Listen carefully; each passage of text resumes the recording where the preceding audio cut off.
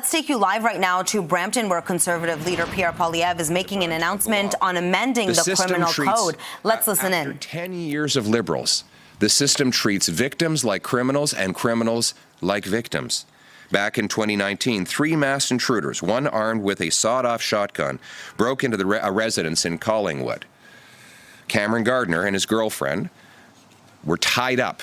And when they finally freed themselves, they struggled with the intruders. The attacker's gun went off twice, striking 2 of the attackers. One escaped. Now, when Cameron saw the police arrive, he was relieved until he found out that they were going to put him in handcuffs. He'd fought for his life. He was courageous. And this is the price he paid. He was in jail for 6 months. He was in a legal process for over 2 years, spending an ungodly fortune on lawyers. And then there's Ali Mian.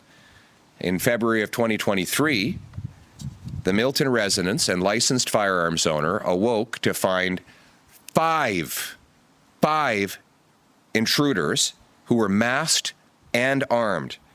They came in, broke into his house, carrying weapons, zip ties, and harmed his mother. After using his legal firearm to shoot one of the intruders, he was able to fight them off. But he was arrested. By the way, one of the intruders had a 9mm handgun. And yet, the law went after this innocent man trying to defend his home. He had to post $130,000 in bail for defending his family. After 5 months of hell, the second-degree murder charge was finally dropped by the Crown because they realized there was no reasonable chance of conviction. But it is outrageous that this man had to live through that hell when he should have been focused on recovering from the trauma of fighting off a dangerous criminal.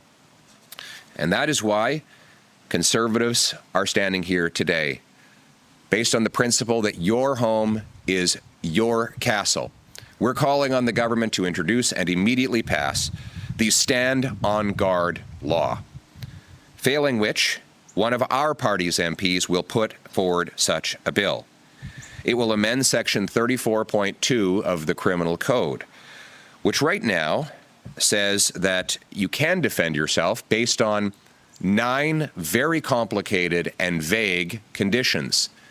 Now look, if you're defending your house, you don't have time to think through 9 different conditions. You have one condition: to protect yourself and your kids. And it is wrong for the law, for the police, and for judges to apply a complicated, indecipherable legal doctrine against you when you were only doing what is right. Our amendment instead will change Section 34.2 of the Criminal Code to say that the use of force, including lethal force, is presumed reasonable against an individual who unlawfully enters a house and poses a threat to the safety of anyone inside. The proposed amendment is reasonable and prudent. It applies only to the unlawful entry of a home and preserves proportionality. Simply put, it means you have the right to use force to defend your home and your family against someone who threatens you and who has entered illegally. This bill will also put Canada in line with other developed, civilized countries. Ireland, several Australian states, Spain, the United Kingdom, and some American states already have this principle embedded. And it will make sure that Canadians are treated right for a change. We think that our role in this Parliament is to put forward good ideas. And so my message to Mr. Carney is steal our best ideas. Work with us. Let's get it done. Let's put our country first. Who cares who gets the credit? Take our ideas so that we can reverse not only the crime and chaos Liberals have caused, but let's also take these ideas to bring the cost of living, immigration, and unemployment down. Keep our people safe. Let's put our country first.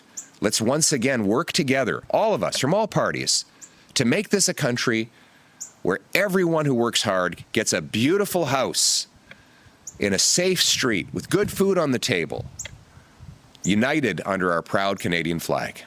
Thank you very much. Oh, thank you. Thank you. You agree with what I had to say? Thank you.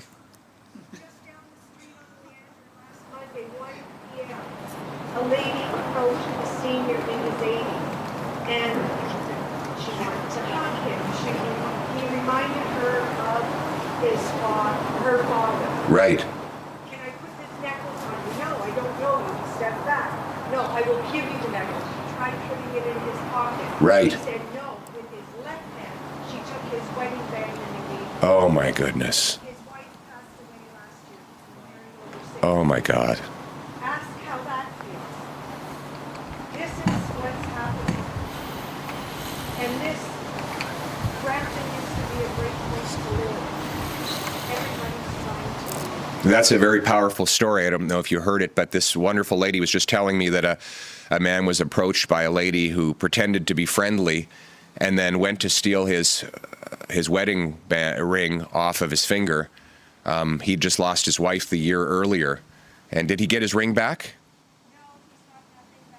So he's never got the ring back. So here's this man, it's the precious meaning of a wedding ring stolen from him after he already lost his wife. But this is the kind of thing that's happening on our streets. And this is why we have a duty to work together to stop the crime wave and to restore safety. And I hope they find that criminal. And it was a woman who did it to him? Well, she should be locked up. They should lock her up and throw away the key. What a delight. And we are just listening to Conservative Leader Pierre Poilievre in Brampton, who was making an announcement on amending the criminal code.